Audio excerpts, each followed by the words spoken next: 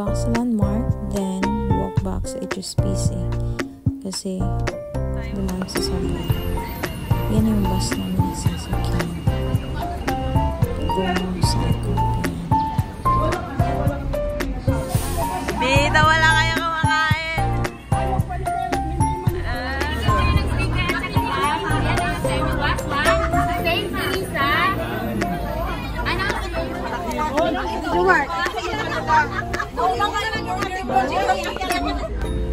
Ayan, dumating na kami sa Cycle. So, nagsira muna kami dyan. Then, ikot-ikot konti at hinanap namin yung pier.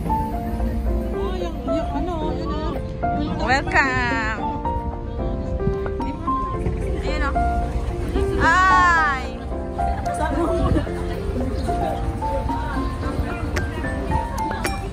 O, sabi ko sa'yo, may pier-pier.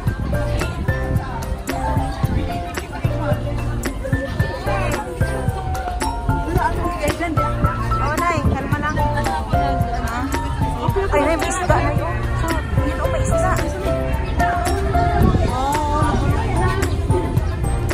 Sanay na sa dagat.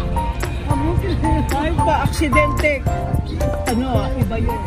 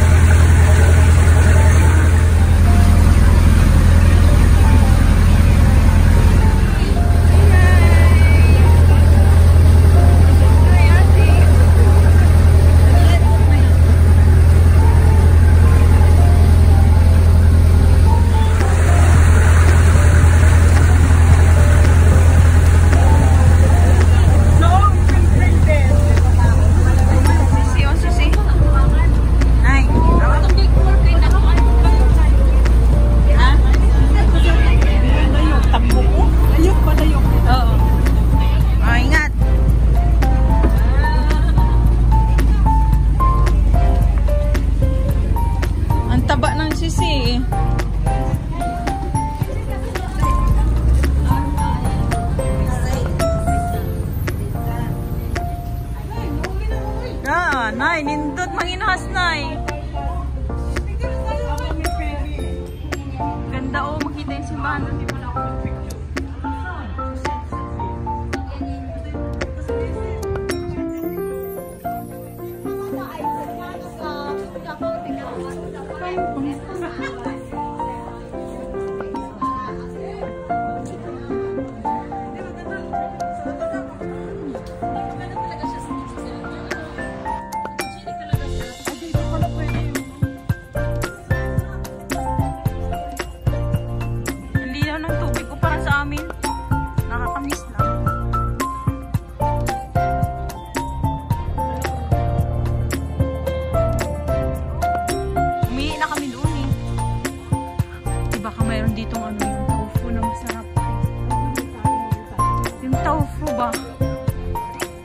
Masarap yung ano, yung tofu na soup. Sa mga pangandawang pangalan.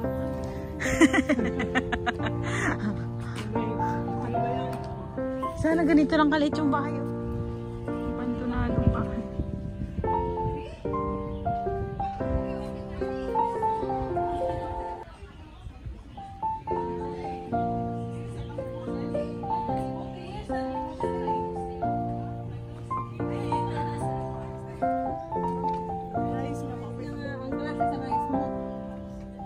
May pandan na rice. Sige, kuha tayo.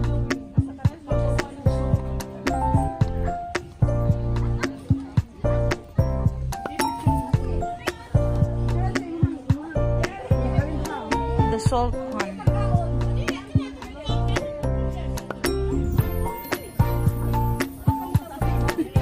I'm here.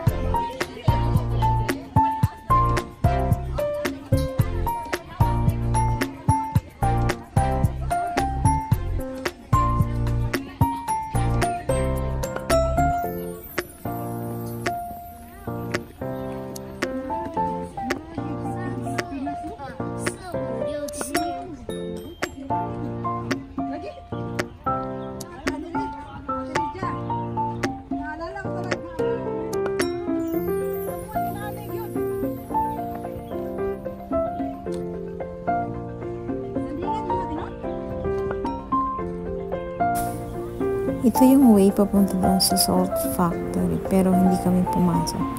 Kasi meron siyang entrance fee na $20.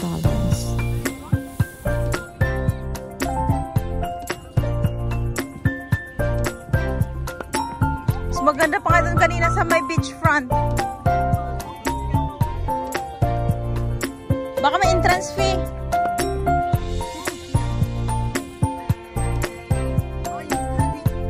Ah, may entrance.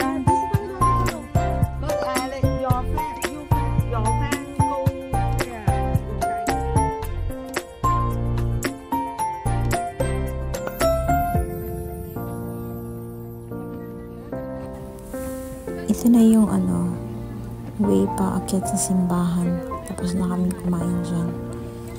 So, ayan, ang ganda ng ang ganda ng simbahan. Sa tuktok siya ng bundok. Napaka-solemn doon. At saka napaka-old style niya. Hindi, dito sila.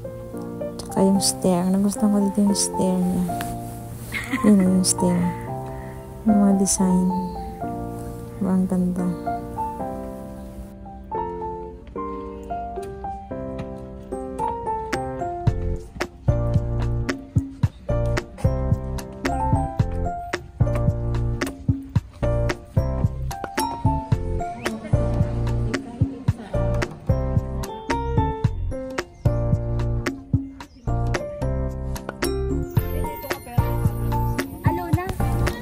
Ito yung Salt Factory. In His time, not in our time. So that we continue to attach ourselves to Him in that hope because we are close to Him through the Eucharist and our evangelization.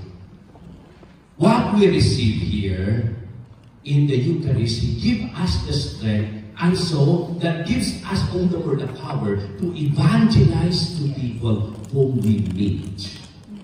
And then the evangelization is not only giving good things, material things to people. Your smile is an evangelization.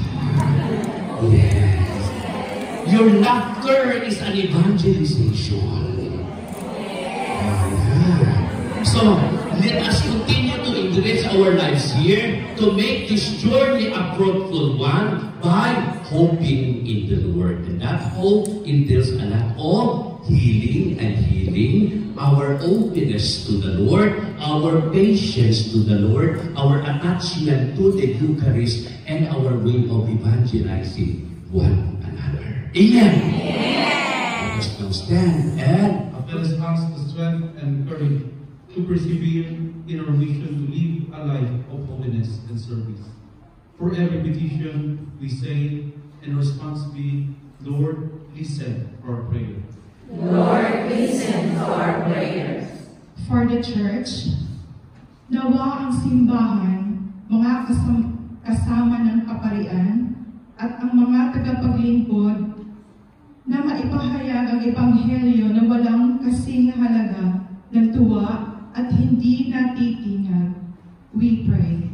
Lord, listen to our prayers. For world leaders, para kadagiti opisyal ti gobyerno, amuda po mga dagiti na insigudan asing galudda, kadagiti tattao da, kendikdikan da iti panangipatungpal, kadagiti lintek, ang makadangran iti biyag, kendigdidad ti tao. We pray. Lord, listen to our prayers. For religious and missionaries, where religious and missionaries men and women, especially the Arnoldus family, heed the call to renew their vows not only in ritual, but more importantly in faithful witness to the one whom they have consecrated their lives. We pray. Lord, listen to our prayers. For all migrants, we pray all OFW and migrants that they may be comforted and supported in moments of trials and difficulties. Through our prayers and support, we pray. Lord, listen to our prayers. For all is gathered here today, that this pilgrimage may be inspiration to be faithful in our baptismal vows and commitments as followers of Jesus, the divine Word. We pray. Lord, listen to our prayers. Let us pray for the urgent concerns of our community and personally.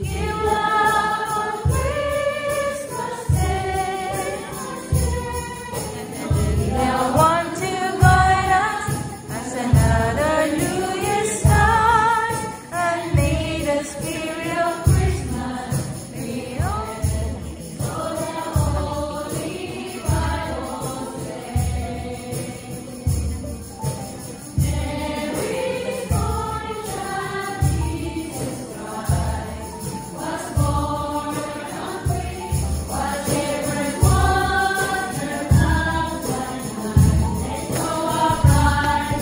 Thank you for participating in this pilgrimage as part of our SB 150 years of our foundation as Bethesda. As what Father RJ and Father Jerry reminds us that you are partners in the mission. And if you're interested, join us, Father RJ, as that mission partners group community. And we are like collaborators.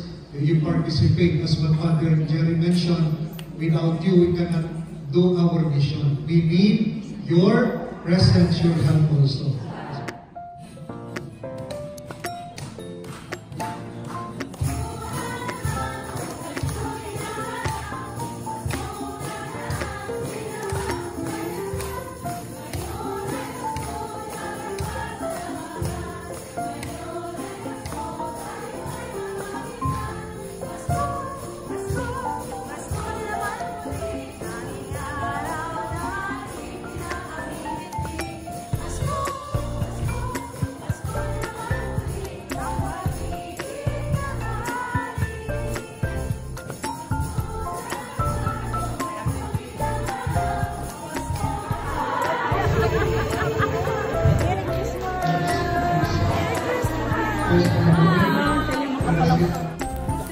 Yan na, pauwi na. Uwian na ang mga person.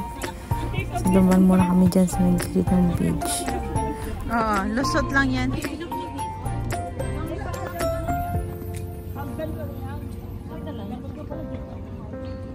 Kaya nga sabi ko dapat dito sa may niyog, sabi ko. Malay ba natin na walang kainan doon? Dyan o. Oh, dyan natin tira yung itlog. Ayan, dyan tayo magmerienda ng itlog mo. Oh, itlog niya. Nasa kanya itlog niya. Aroy ko. Dito na kami upo muna. Maaga pa. Maaga pa. Wala pa man ang first batch. Na.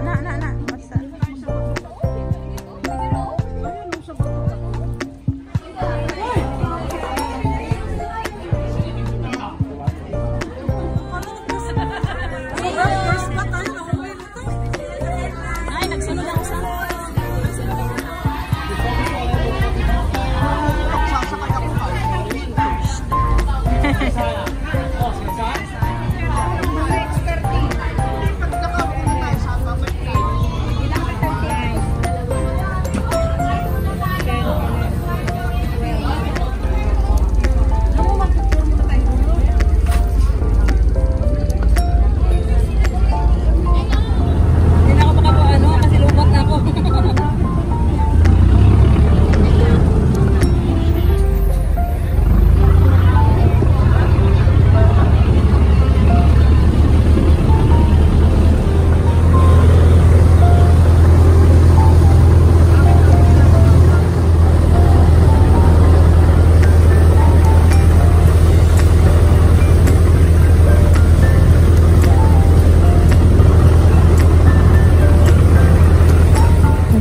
Drop by kami sa Shark Island kasi meron kaming kasakay na bumaba dyan.